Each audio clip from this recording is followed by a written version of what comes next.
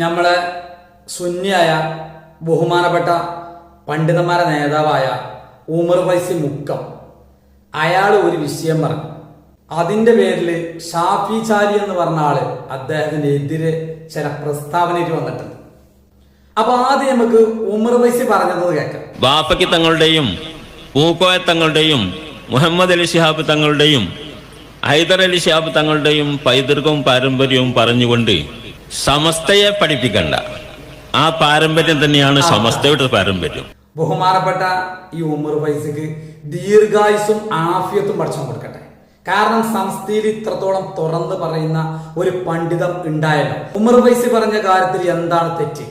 ഒരു കാലത്തും സുന്നിയാൾ അംഗീകരിക്കാത്ത, ഒരു കാലത്തും തങ്ങന്മാരെ അംഗീകരിക്കാത്ത, ഒരു കാലത്തും തങ്ങന്മാരെ കയ്യൊന്ന് പിടിച്ച് മുത്താത്ത, ഒരു കാലത്തും കൂട്ടപ്രാർത്ഥന സിയാർത്ത് നടത്താത്ത വഹാബികൾ എന്തിനാണ് സുന്നി പണ്ഡിതന്മാരെ പേര് വെച്ച് സമസ്തനെ പേടിപ്പിക്കുന്നത് എന്നാണ് ഈ ഉമർ ഫൈസി ചോദിച്ചത്. അതിനെന്താണ് തെറ്റ്? ഒരു ആനുകൂല്യവും അല്ല അവിടെ തരൂല. അതുകൊണ്ട് തന്നെ ഞാൻ ഇന്ന ആളാണ്, ഞാൻ ഇന്ന തങ്ങൾ കുടുംബത്തിൽ ഒരു കാര്യമില്ല. ഞാൻ ഒന്നുകൂടി പറയുന്നത്, തങ്ങൾ കുടുംബത്തിൽ പെടാതിരിക്കാൻ ദുആ ചെയ്യുന്നത്.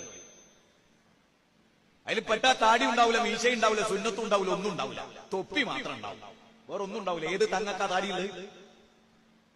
ചിന്തിക്ക്, എത്ര തങ്ങന്മാർക്ക് റസൂലിന്റെ താടിയുണ്ട്?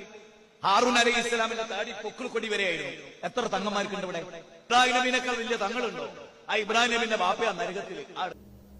അതിന് ഷാഫി ചാരി ഞാൻ പറഞ്ഞത് കേട്ടോളൂ, ഭയങ്കര സംഭവമായിട്ട് കേട്ടോളി. സമസ്തന്റെ വേദിയാണെന്ന് ഒറ്റ ബഹുമാനം കൊണ്ടാ അത് മനസ്സിലാക്കണം. മാരി തോന്നിയ പറയുമ്പം സ്റ്റേജിക്ക് കയറി വരാൻ ധൈര്യമില്ലാത്തവരൊന്നല്ലേ ഞങ്ങൾ. ഒന്ന് മനസ്സിലാക്കിക്കോ, വല്ലാതെ കളിക്കണ്ട. നിങ്ങളെ രക്ഷിക്കാൻ ഒരു CPIമാരും കഴിയില്ല. ഞങ്ങളെ യുവാക്കളെങ്ങാനും ഇറങ്ങി പുറപ്പെട്ടാൽ അത് എവിടെ വരെ എത്തുമെന്ന് ഞങ്ങൾക്കിപ്പോൾ പറയാൻ കഴിയില്ല. ഷാഫി ചാലിയം ഒരിക്കലും ഇടപെടാൻ പറ്റാത്തൊരു വിഷയത്തിലാണ് ഇടപെട്ടിട്ടുള്ളത്. ഷാഫി ചാലിയം മുസ്ലിം ലീഗിലുള്ള ഒരു മുജാഹിദ് നേതാവാണ്.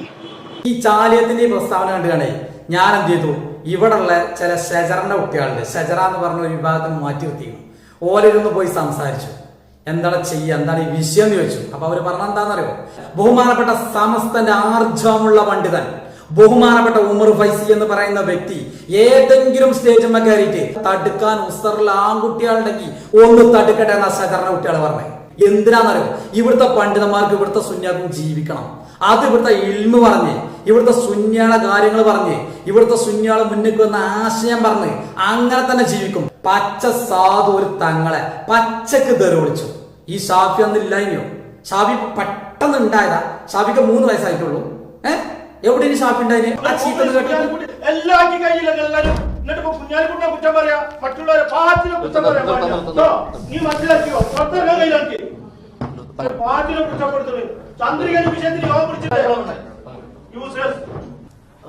നമ്മളെ മുസ്ലിം ലീഗില് ഇപ്പോ പ്രസിഡന്റ് ആയിട്ട് വരുന്ന ആള് നോക്കണ ഈ പറഞ്ഞ ഷാഫി KM ഷാജി തങ്ങന്മാരെ സ്നേഹം ഇങ്ങനെ ഒരുക്കുകയാണേ.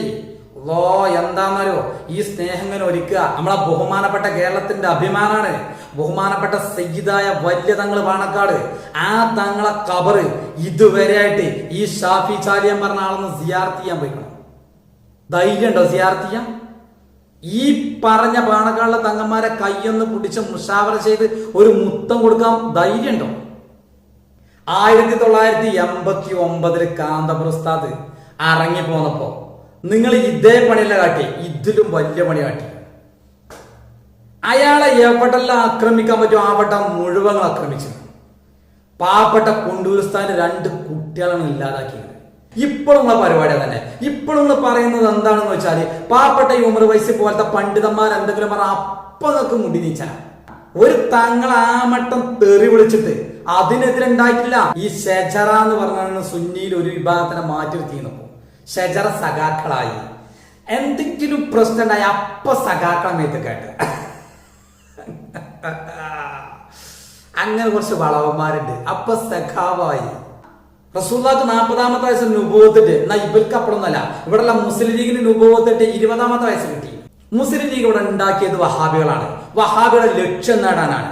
ഇവിടെ UDFന്റെ ഭരണകാലത്ത് എന്തെല്ലാം നേടിയെടുക്കാൻ പറ്റുമോ അതൊക്കെ വഹാബികളെ നേടിയെടുത്തു ചെയ്തിട്ടുണ്ട്. നിങ്ങളുടെ ലക്ഷ്യം വോട്ടാണ്. അത് ഈ സുന്യാളെ വോട്ട് പിടിച്ച് സുന്യാത്തനെ ആക്രമിക്കുക.